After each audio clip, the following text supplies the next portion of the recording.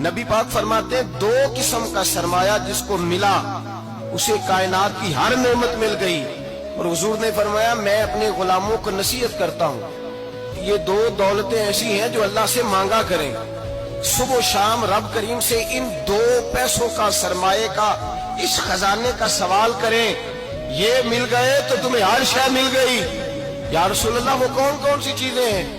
فرمایا ایک جس شخص کو اللہ نے معاف کرنے کی دولت عطا کر دی, جو معاف کرنے لگ گیا, جس کی طبیعت میں درگزر آ گیا, جو معاف کرنے لگا, غلطیاں معاف کرنے لگا, جس کو ایک دولت یہ مل گئی.